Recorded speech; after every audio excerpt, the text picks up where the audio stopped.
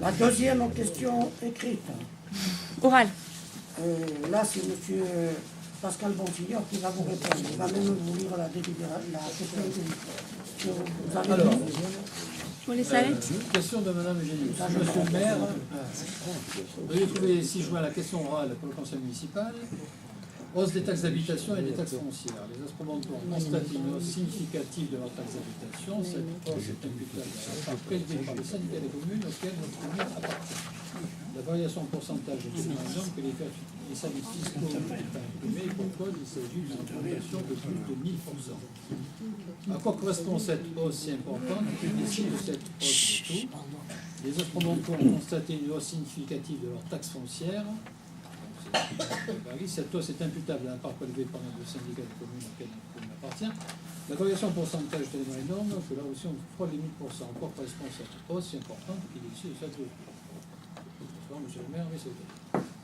Bon, donc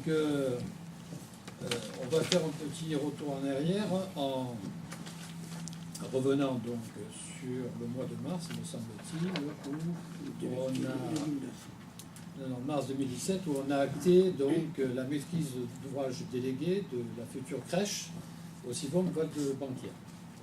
Ça, c'est le point de départ. Donc, il s'avère qu'à partir du moment où on délègue la maîtrise d'œuvre au Sivom, le Sivom, à juste titre, nous demande de mettre en œuvre donc une fiscalité additionnelle. Fiscalité additionnelle, c'est-à-dire que c'est un pourcentage d'imposition qui est prélevé aussi bien sur la taxe foncière et les taxes d'habitation, telle qu'elle apparaît dans la colonne donc syndicat de communes.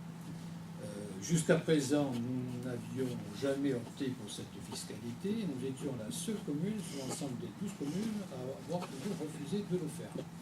Pour la simple raison, c'est qu'on n'avait pas de projet de crèche. Là, on a un projet, il est acté, et le Sivom nous oblige à mettre en œuvre cette fiscalité additionnelle.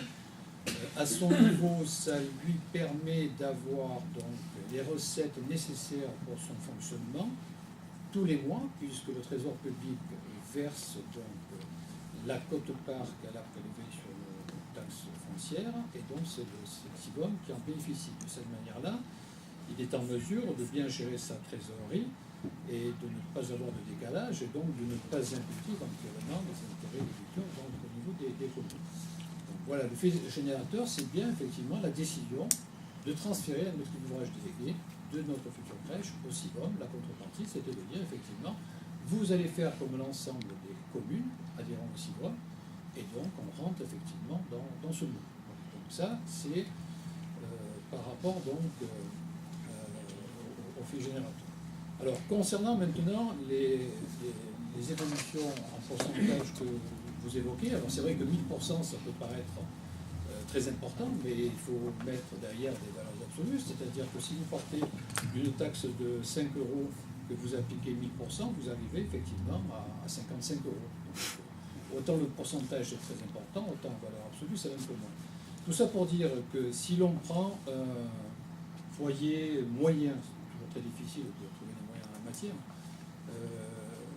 l'augmentation des deux taxes réunies représente environ, on va dire qu'en moyenne, c'est environ 200 euros sur l'année, ce qui représente à peu près 16 euros par mois. Donc, je ne suis pas fumeur, mais c'est à peu près 2 paquets de cigarettes. C'est ça, monsieur le maire? Pas non plus, mais on n'est pas très loin. Donc voilà quelle est la variation d'imposition. Alors c'est vrai que pour les personnes qui ont les plus beaux logements, c'est pas 200 euros, ça peut être effectivement 300, 350, mais disons qu'en moyenne, on est sur une évolution de cet ordre. Oui, c'est une évolution qui fait à peu près entre 7 et 10% de l'impôt. Alors moi, la seule chose, c'est que vous vous êtes félicité de ne pas augmenter les impôts, mais quelque part, on les a augmentés, les impôts. Donc c'est juste remettre à la place, alors qu'on décide de faire des choses, soit, mais avec honnêteté par rapport au fait qu'on augmente effectivement les impôts par rapport à ça. Alors, si effectivement on regarde le montant global d'une année sur l'autre, quels que soient les organismes qui prélèvent, c'est une augmentation, c'est évident.